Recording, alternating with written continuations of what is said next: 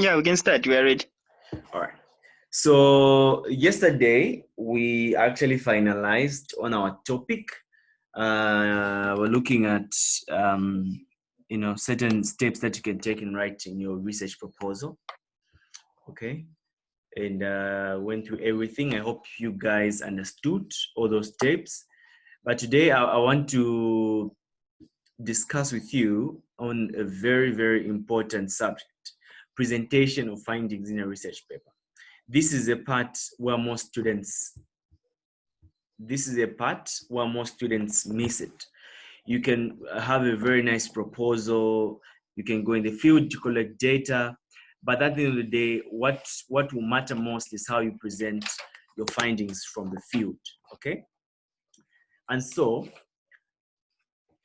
yeah, you write your research proposal, it is well prepared, you take it to your supervisor, he or she approves of that proposal, and then what is the next step after that? Okay, so depending on the technique that you're using to collect data, for example, if you're using the questionnaire method, you use that. So you go in the field to collect data. If you're using interviews, okay, you go in the field, you interview people, you get first-hand data, okay, and other techniques that you can use, online surveys, and just everything that you can use to collect data. Okay, so now after you collect that data, what is the next step? Okay, so if we're dealing with CBMS, of course, you know that the next step is to, after collecting that data, you need to enter that data in Excel, Microsoft Excel. Okay, after entering that data in Microsoft Excel, you cross-check, you see that everything is cool, and then from there, you can now tabulate it using any statistical instrument that you feel will be more viable and will bring out the expected results. Okay, so for example, if you enter your data in Microsoft Excel, from there you'll be expected, for example, to tabulate it using Stata. Okay, you generate those graphs, you do the chi-square test, and everything, yeah. So then from there, after collecting all that data, generating all those graphs, all those statistics, after calculating everything in Stata, the next step from there now is to present that data. How do you present it? Okay, so one thing to note is that, like I mentioned yesterday, your objectives are cardinal to your research paper. Okay, so these objectives are going to help you and are going to give you a direction that you should take in your research. Meaning that whatever that you do, whatever data that you're going to collect should be based on your objectives.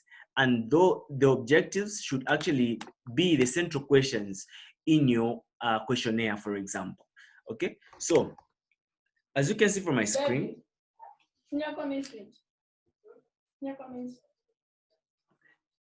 as you can see from my screen here, we have specific objectives and we have general objectives. So these specific objectives as follows. Okay, this is a CBMS paper.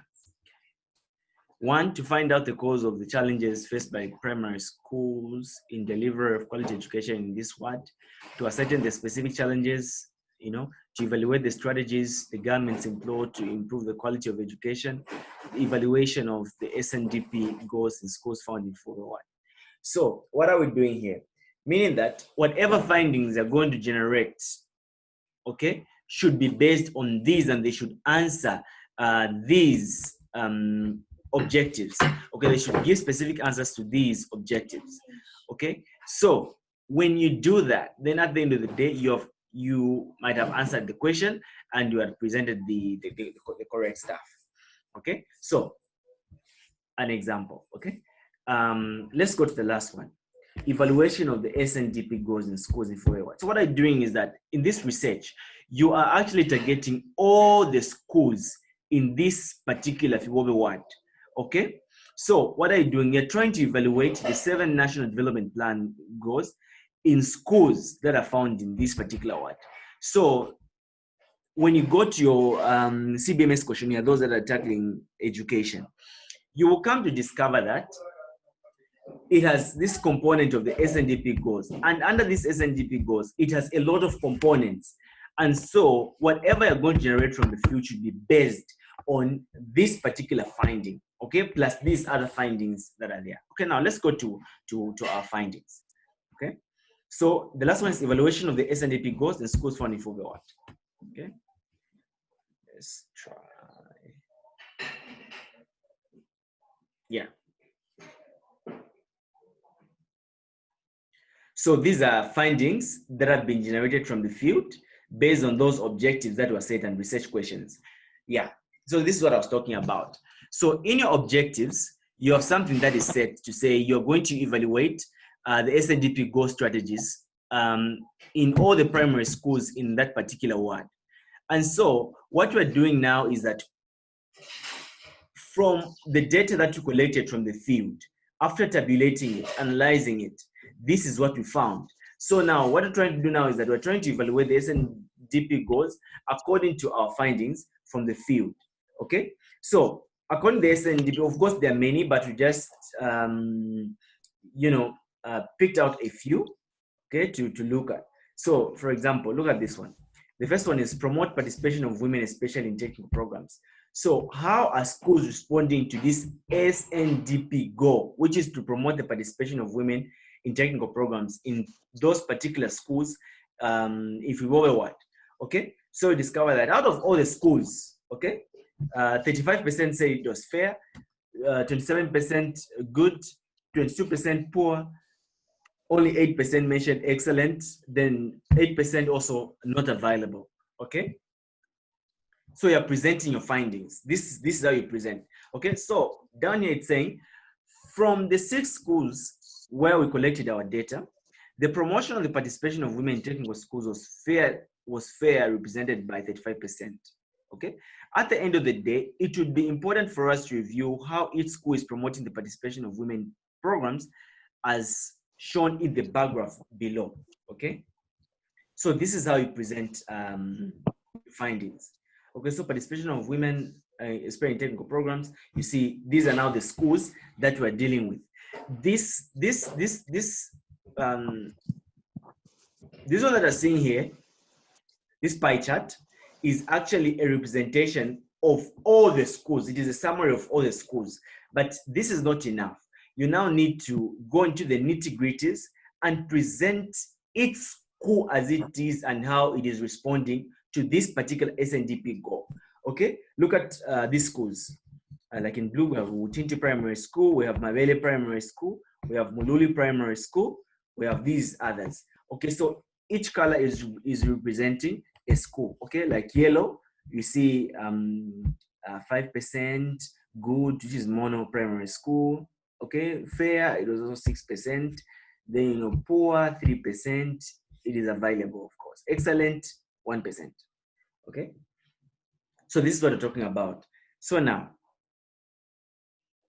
okay, so from these findings, we discover that Mono Primary School is taking the lead in the promotion of women to participate in technical programs, and then these, other than these other schools. Thus, on a general note, there is need of all schools in this ward to take the central or upper hand in promotion of the participation of women in technical programs, such as when requesting for teachers, those in authority should balance up by also sending women to have studied programs like ICT to be part of the staff, as only a few women work in this field, okay?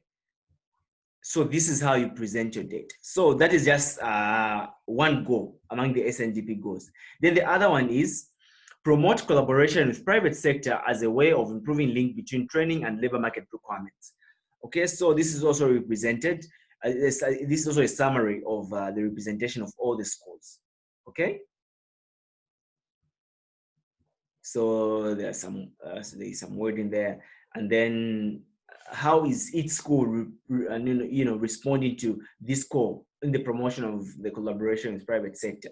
So you discover that actually Mululi this time is leading. I don't know if it's Mululi or Mono. It's Mono again. Mono is also leading because you see the dark blue. It's escalated and everything, you know. So this is how you present it.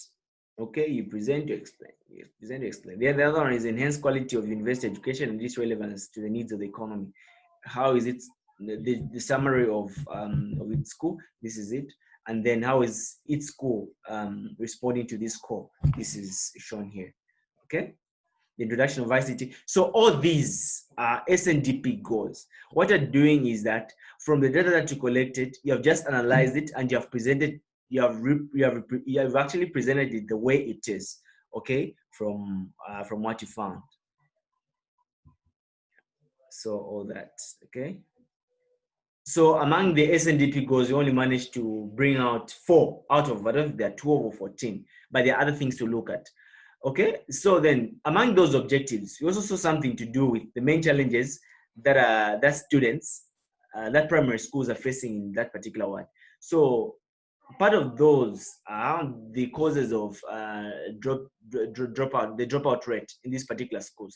You discover that, yeah, these schools are operating so well, but at the end of the day, the major problem that they're facing is they have a high rate of student dropouts. Okay, but why is it like that? So there are many reasons that causes pupils in this particular one to drop out of school, as shown in the pie chart below. The most common reason that was given by the pupils was lack of interest in school. Hence, there is need by educationalists and non-government organizations to sensitize more in this constituency and ward on the importance of education to the young people. Okay, so what is the major cause or whatever? So it is represented also down here. Okay, so these are the reasons. What are the major causes? So you see, like in yellow, 3%, lack of support from guardians, 3%. Okay, let's look at this dark green, light green, poverty mentality in parents, 3%. But what is the major cause? Okay, some will say pregnancy and early marriage. Okay, 10%. Lack of school fees, 31%. Lack of interest, 42%. Distance, 3%. So after you present this, you have a clear picture of the major cause of why students are dropping out of school. So in this case, we discover that it is lack of what? Lack of interest in school. Okay, so this is how you present your work. Okay, what is the highest level of education with parents or guardian? So it is also represented. Those parents that, or out of those that, you know, that were interviewed, those that took part in the research, those parents that obtained tertiary education, 15%, primary 16%, secondary 69%. So we can conclude that most of the parents are actually literate. They're able to read and they're able to write. Okay. Main profession of the head of household. You present all these school requirements and all this. Okay. Now, at the end of the day, what you need to do, like, let me just go back to this again. Your research questions should be interlinked with your objectives. And these two should be interlinked with what you're going to find in the field. Those questions are only going to be answered when you collect that data and analyze it from the field. That is when you're going to answer them, because now you have the necessary data that you have collected from the field. Okay. Now, how do you present this? Sometimes we have different ways and methods of writing. Other people will say, okay, fine. Maybe but for example, in this chapter 4, you just present your findings. Okay, you just present your research findings without explaining them. Just present them as they are. Okay. And then the next chapter you discuss. But for me, I would prefer that you present and explain, And then in the next chapter, then you take time to discuss in detail. What do I mean when I say discuss in detail? Remember, you have your literature review where you reviewed all those theories and concepts based on this particular subject that you're looking at. Now, since you now have your own findings, because you're looking at other people's findings, but since you have your own findings, you now have an upper hand, okay, into comparing and analyzing critically your findings and the findings that are already in existence.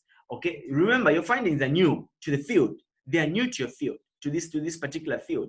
What you need to do now in your discussion is that you're now going to, bring out a comparative analysis, okay, between these findings that you have gotten from the field, okay, and some related concepts together with the literature review okay, that you obtained in your first chapter. And remember, your work should be clearly cited, no plagiarism. Then in the last chapter, after discussing all that, you now have time to do recommendations and to conclude.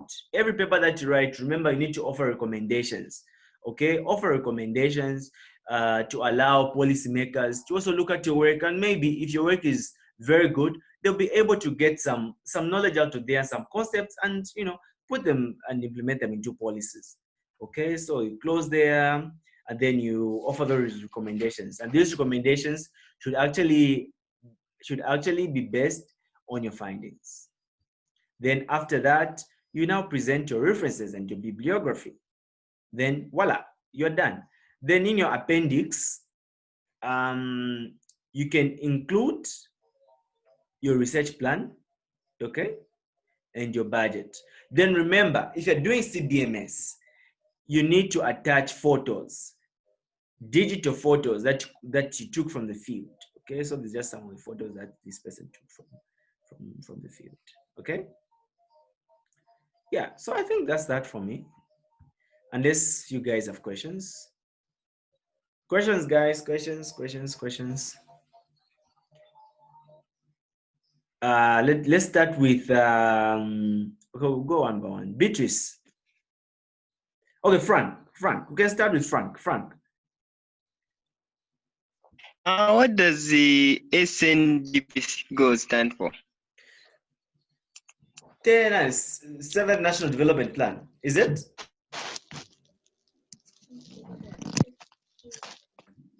I'm positive it should be 7th National Development Plan.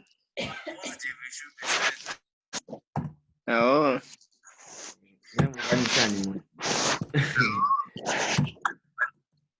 National. Okay, let me just look it up.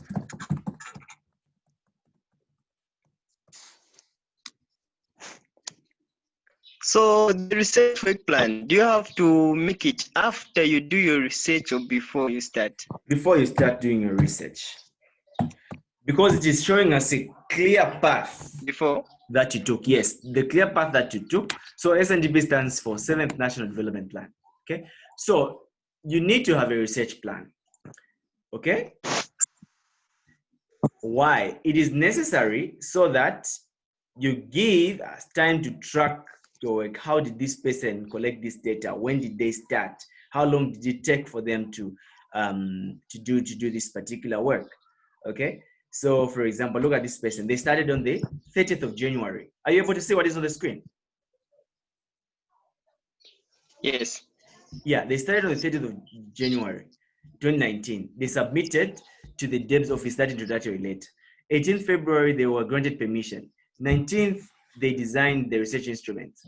26th, data collection. So what happens is that just track whatever that you do.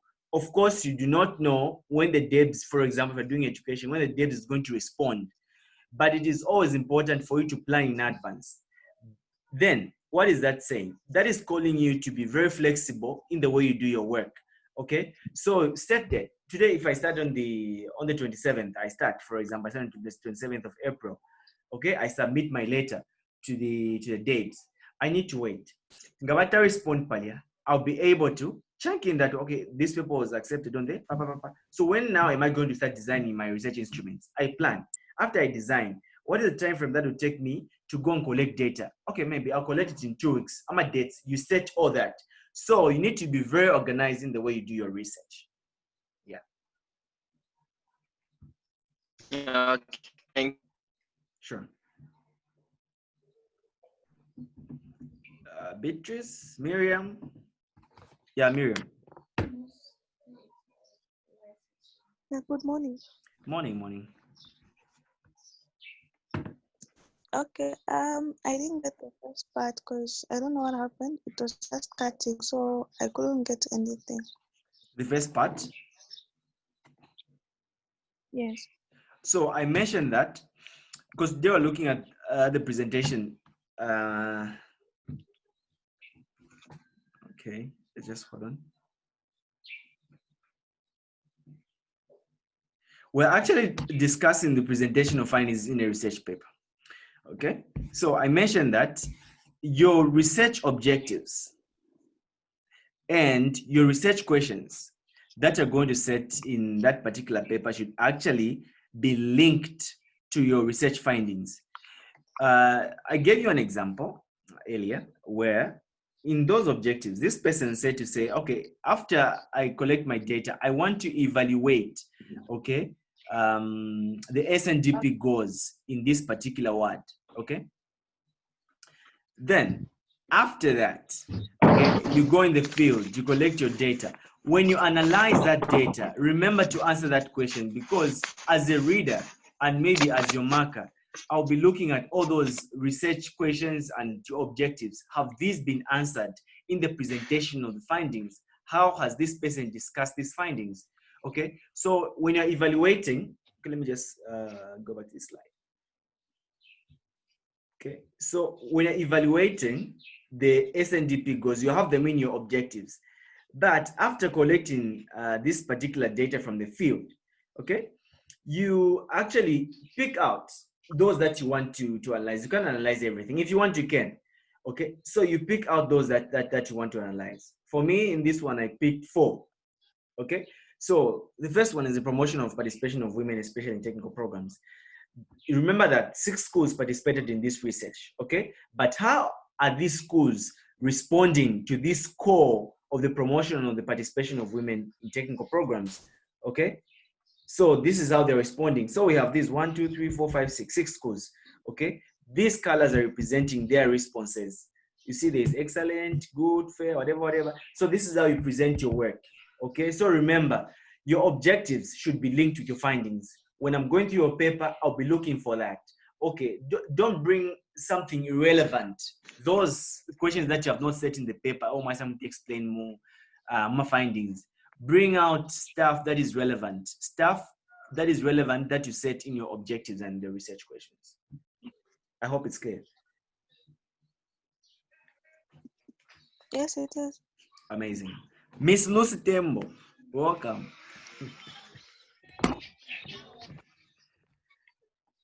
Hello.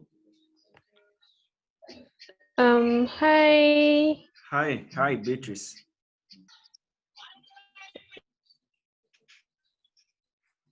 Hello. Yeah, I was forward to.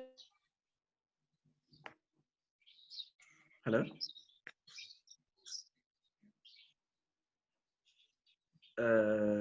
Beatrice, are you still on?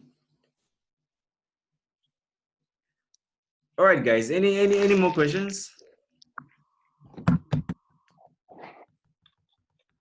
It's necessary to put the Frank, do you have the map of the word. The map of the what? The word. Yeah. Okay. So now we're going back to our methodology. Okay. Sorry. You said I put up the map for the what? No, not map. Yeah. That was just now when you were showing us the research thing.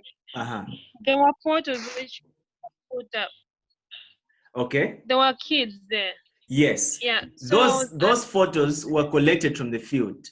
This person collected this data from these different schools in Nambala Ward. Okay. So what you're supposed to do as a researcher is that whatever school you go to collect data from, remember to take photos, because that is evidence enough that you went to those schools. No one is going to believe you that you collected data without that particular evidence, especially your lecturer, Mr. Kabubi, the one who's taking you in that particular course. You need to present all that, okay? Yes, but I wanted to ask, let's say I'm doing a research. Let's say I'm doing a research on families, right? Like maybe how families like cooperate and stuff like that. Let's say it's just related to families. And then I ask to take the photo, since that's one of the moves you need to ask for permission. And then they refuse to give me the photos. What can I do then in order for me to remember? Is it okay if I just get into the internet? Yeah. Remember, let's go back to our ethics. as a researcher, you need to set ethical considerations that you're going to to involve in your research. For example, confidentiality. You need to assure those people that you are interviewing that what you are doing, for example, it's only for academic purposes, nothing more, nothing less. Okay? No wonder why them taking part in that particular. Okay, remember this. There are some research papers questionnaire that you go to interview people, you don't even ask for their names, you don't even ask for their addresses, you only collect some information from them, okay? Because you're trying to protect them. If you go in the field and then you say, can I take a photo of this family? I want to include in my paper, I want to do this. If they say no, it's fine. You cannot force them to do what they don't want to do, okay? So yeah, but remember, always stick to your ethics. If they are okay with it, let them do it. If you're not okay with it, don't force them. Let them do it because they want to do it. Okay? Because other people can sue you. They find their photos in a paper that has been published online. They're going to sue you. Who gave you permission to publish this photo of our family? Okay? Then you'll be in soup. So it's always important to be flexible in the way you work as a researcher. Okay, be willing to listen to the people that you are interviewing, the people that you're collecting data from. I hope it's clear. Yes, thank you. Yeah, Miriam. Yes. I want to find out something. Okay. Just a second. Just a second, guys. This call will be cutting in a minute. When it cuts, I'm going to reconnect. Those that want to still join can still join after it cuts. Okay. Yala cutting in. Then I'll still open it up. Then those that want to join, you can still join up. Okay, Miriam, you can ask your question. Yes, I was saying concerning this assignment that we were given, is it necessary for us to start with the the research proposal, or we can just go direct to this?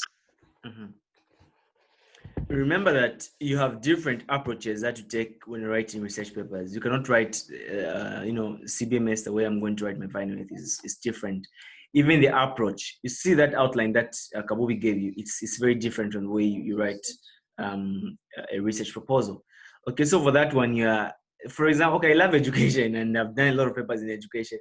So if you're evaluating the education system in Zambia, you're actually, look, if I'm not mistaken, you are evaluating the education system in Zambia, then you bring out the merits, demerits, the opportunities that are set. Then from there, you go to your methodologies and all that, So it's always fine. But remember that what I was teaching about was a typical research paper.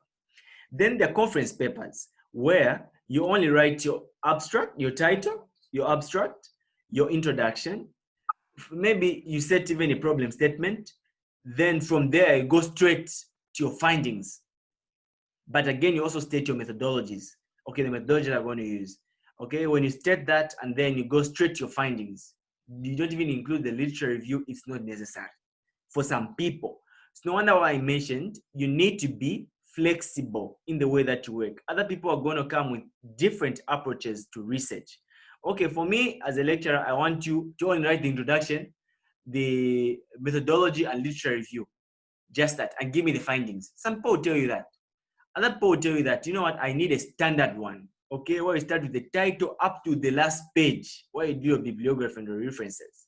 So as a researcher, you need to be open-minded, okay, to all that stuff, So CBMS is way different, okay, and the approach that we take in CBMS is different because we follow the CBMS methodology, okay. So it is well stipulated.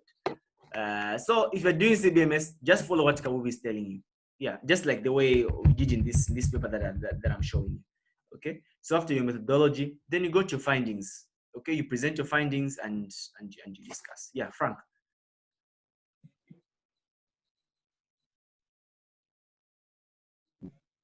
Oh, sorry. I was my network went, so I didn't get most of what you said. Hello?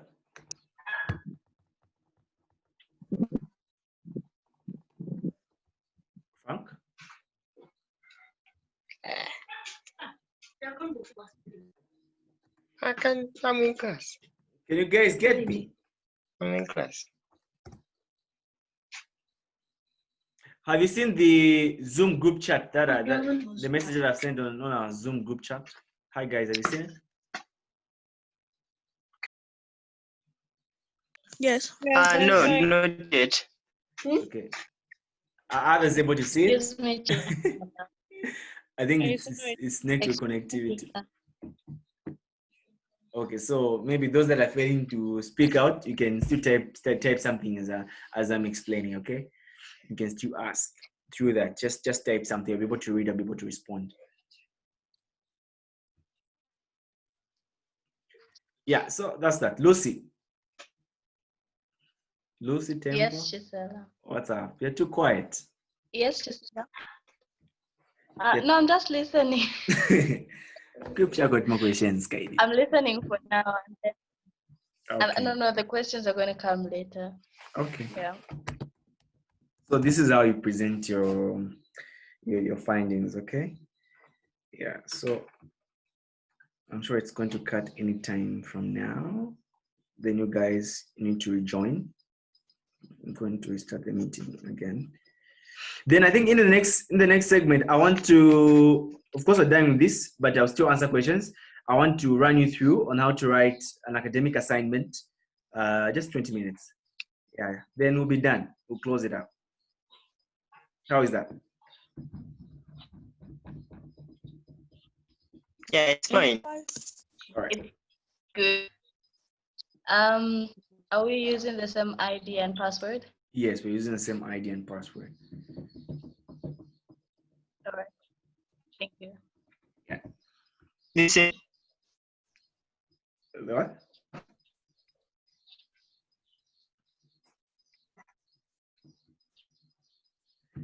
Okay, I'm stopping to share.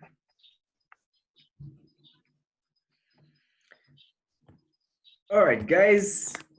Those that want to take some rest, you can rest a bit before it cuts, before we start the next session. So let's resume. This is 10:41. Let's resume at 10:45. Okay? Okay. Yeah.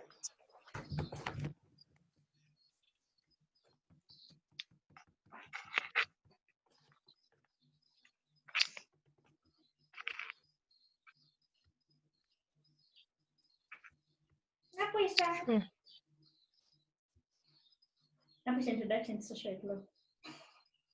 So I'm not certain what is law. We can also do forensic under social law. Hey, forensic one.